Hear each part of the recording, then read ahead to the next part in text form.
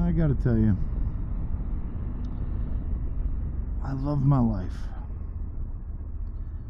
You know, getting a chance to experience these different bikes, it's just freaking awesome. And I never thought I would get to this point in, you know, this channel, getting to this, you know, degree or this subscriber level or whatever. I never thought it would get to this point. But man, it's just so much fun to be able to do this and share it. And I hope everybody else has fun too. And I hope everybody does realize how much I appreciate them coming along for the ride. All right, ladies and gentlemen, old guy coming back at you again from Starved Rock KTM in Ottawa, Illinois. This is a 2024 KTM 1290 Super Adventure S. There are two different variants on the Super Adventure. You have the S and the R. The R is set up with a little bit more of the off-road style tires, and it's more capable off-road than the S. The S has street tires and gives you a little bit more comfort on long-distance street touring. Just depends on what you want and what you need. This bike and that bike both have an MSRP of $20,999, which is not cheap. You are competing with a lot of bikes in this category. BMW 1300, 1250s, the Triumph 1200 GT Pro, that kind of thing. I'll put on the screen all the bikes that are within 10% of this price. But ultimately for me, it all comes down to the ride and how this feels. Now, I will say this, I want to do this beforehand. The seat height on this motorcycle is claiming 33.4 inches, which for the big adventure bike class is actually relatively low. And this bike actually looks lower than, for example, the Tiger 1200 or even the BMW. Feels much taller. So for me at 5'9", 220 pounds, being able to throw my leg over this without any bags is relatively easy, but we'll try it. Oh yeah, see, even that is still a little bit tall. That being said, from an ergonomic standpoint, completely or damn near completely upright. So you have a very, very comfortable riding position just from sitting on it here. Doesn't mean it's going to be comfortable to go down the road, but I would venture to guess that it will be. It's very slender in the tank also. I'm not being pushed out. I'm actually on the balls of my feet, which is actually quite nice for somebody who's 5'9" to get on a big adventure bike and be able to comfortably get my feet on the ground. Now, I've ridden on bikes that I'm on my toes, and I'm fine with that. I'm okay with that, but there are riders that won't feel comfortable unless they can put both feet on the ground. And, it's a personal thing.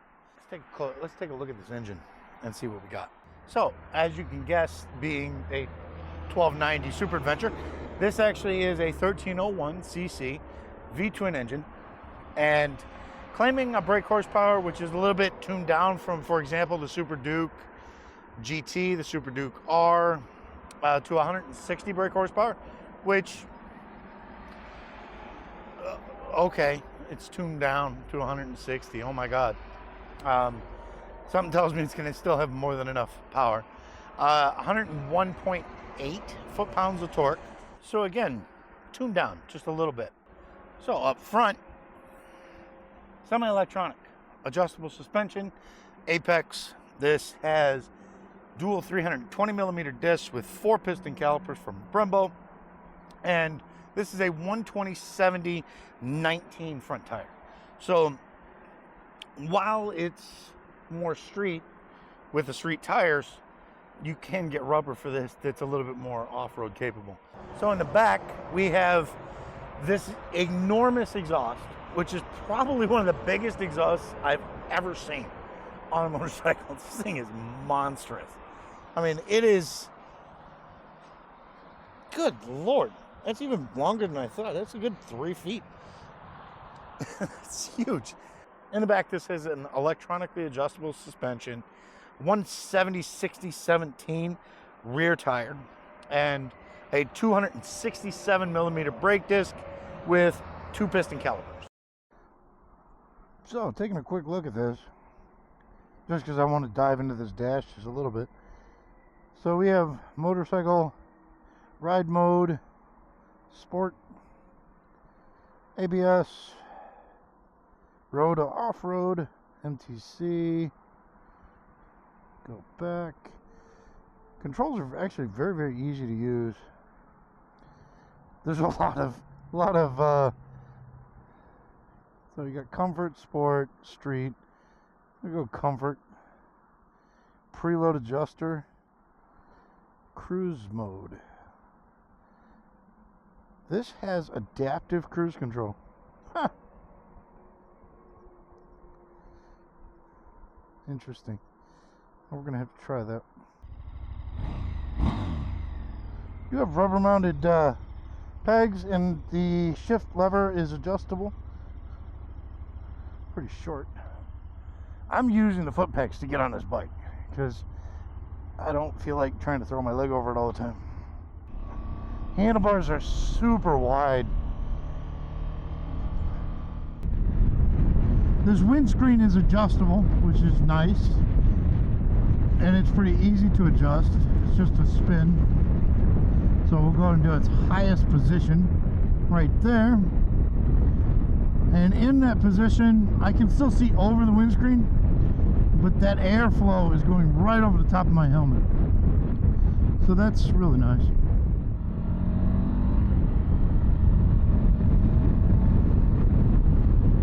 Very vibrational in the seat as you get up to speed. Other than the vibration in the seat, it's very, very comfortable. Very nice to sit. Stand up riding position. Freaking wonderful. Absolutely wonderful.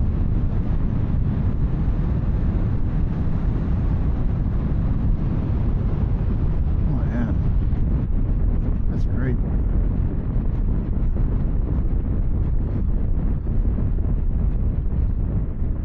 I mean, if you're going to be doing nothing but road, this bike's fine.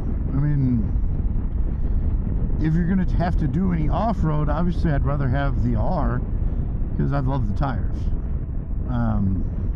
But again, it just depends on what kind of riding are you going to do the most. It's not like I would put extreme knobbies on here. I mean, just a little bit of a, I don't know, 60/40 tire would be freaking great.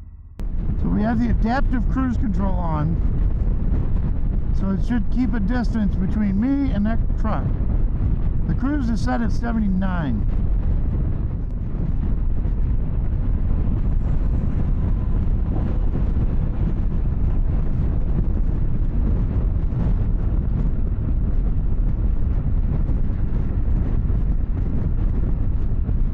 Yeah, he increased speed, I increased speed.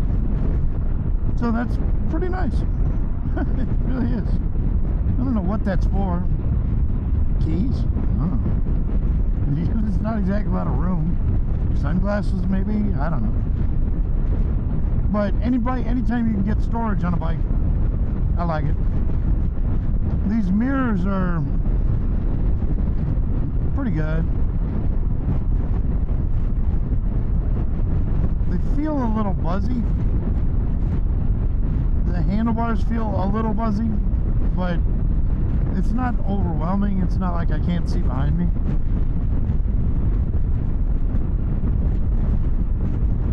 Alright, so now he's going to move, and now I'm going to accelerate. And let's just see, hands off. We're going to run up on this truck right here. Paying attention. I don't particularly like doing that because it's weird. It really is very weird. but it is slowing down. It is slowing down. I mean, it's down to 64. That's pretty impressive. You know, if you're highway touring, man, that's pretty freaking cool. I like that. You know, I'm not sure if it's the nature of how they tuned this different from the Super Duke R or the GT. Those both felt like they were very, they felt very, oh, it does, is that self-canceling turn signals? Huh. Anyway, sorry, distracted. Both of those felt very luggy at like 3,000, anything below like 4,000 RPMs. This, not so much. I mean, it's, yeah, it's not nearly as bad on this as it was on the 1290 Super Duke GT. I mentioned this on the 1390. This dash is really nice. It's nearly the same dash. It's just really visible. Everything is right where it should be. This bike does have heated grips and a heated seat, which for me are completely turned off right now because it's 73 degrees.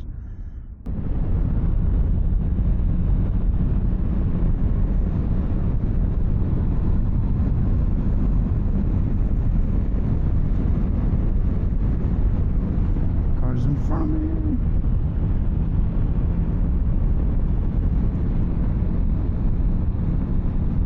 Honestly, there's very little lag going from side to side. I'm not able to go as fast as I want right now. But this bike will go a lot faster through these curves, and it doesn't feel heavy to go from side to side. This bike seems more well-mannered on the street. It just does. It doesn't feel as angry and, you know, bitey as the Super Duke, the GT, and the R. This feels much more tame. It feels much more streetable. Yeah, if you were to, I don't know, I think they should have paired the Super Duke GT with this, the way this engine is. Keep the R the same way. The R is insanity, but man, I do like the way this engine is tuned for the street. There's a lot of options when you have $20-something thousand to spend. Let's just put it that way. There's a lot of options. Would I fault someone for choosing this? No, God no. It's very, very comfortable. It's an enjoyable ride, an enjoyable experience. As I mentioned, I still wish it had a quick shifter.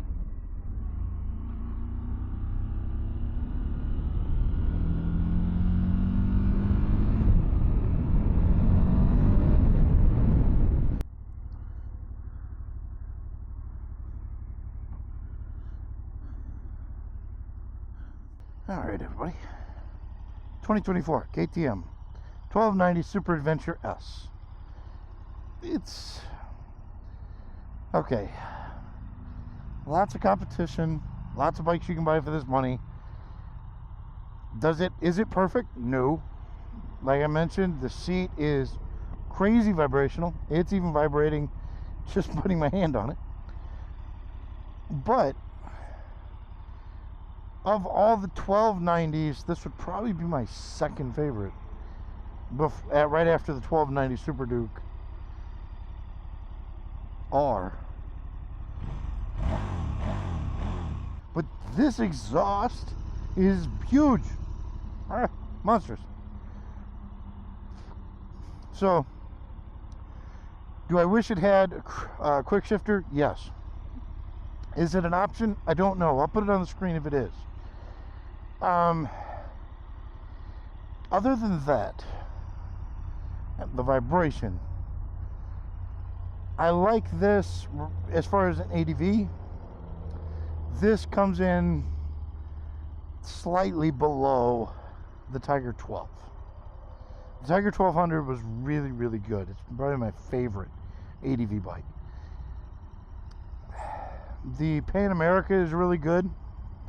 Forgot to mention the Pan America. Pan America actually is really, really good. Not quite putting out as much horsepower as this, but still really good. Neither is the Tiger, but I just felt like the Tiger was better than this, than the Pan America. And BMW is, while incredibly great, not really my thing. So, hey, like I've always said, there's an ass for every seat. Everybody, stay safe, and as always, enjoy the ride.